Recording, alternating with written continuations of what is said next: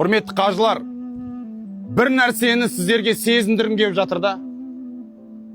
Сіздер пайғамбар Мұхаммед алейхиссалату вассалам шыр етіп дүниеге келген Мекке қаласының төрінде отырсыз ғой. 31 желтоқсан бүгін. Әлем бүгін күнә жасаудан жарысатын күн. Фастабиқул хайрат, жақсылыққа жарысу емес, күнәға жарысу бүгін. Сол күнәға жарысуға себеп болған адамдармен бірге бас қосатын күн бүгін.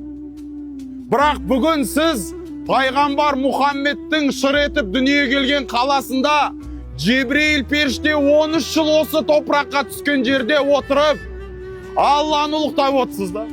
Бұл сізбен бізге берілген не деген бақыт. 25-дің 31 желтоқсанында өмірде еш қашан ұмытылмайтын елеулі оқиғада отырсыздар. Бұл не деген бақыт? Мына күннен, мына сәттен, мына отырыстан қияметте еш қайсын сұра алмайсыңдар. Бірден айтып қойайын. Мына жерде, мына отырыс, мына бас қосу тек қана Алланың алдында таразын арттырып сауаптан бере береді. Бұл не деген нығмет? Бұндай нығметті сіз еш қашан ала алмайсыз. Көзіңіз 31 желтоқсанның фотоларынан аман, жүрегіңіз 31 желтоқсан жаңа жыл деген ойлардан тыныш. Мүлдем, как будто 31 желтоқсан емес, бір Рамазан айында отырған сияқтысында. Рамазанның ауыз ашарында, Рамазанның бір сәресінде отырған сияқтысында. Нығмет па? Нығмет. Нығметті немен байлаймыз? Нығметті рахмет айтумен байлаймыз.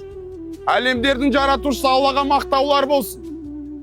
Біздерді осы жерде басымызды жинап бергенде, осылай бір үйдің баласындай болып, бір дастарханнан дәм алып, әре-сәре боп, ұрыспай, керіспей, мәз-майрам боп көрсіп, мәз-майрам боп ажырауға нәсіп етіп мүмкіншілік беріп жатқан Аллаға мақтау, рахметтер айтамыз.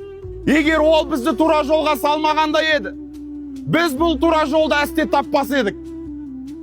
Ол бізді тура жолға салды. Егер де ол бізді тура жолға салмағанда, бұрын қашан адасып жүрген едің, сол адасып жүрген күніңмен жүре берер едің. Өзің әрқайсыңыз білесіздер. Бұл бақыт. Бұндай бақытты көптеген адамға Алла бере бермеген.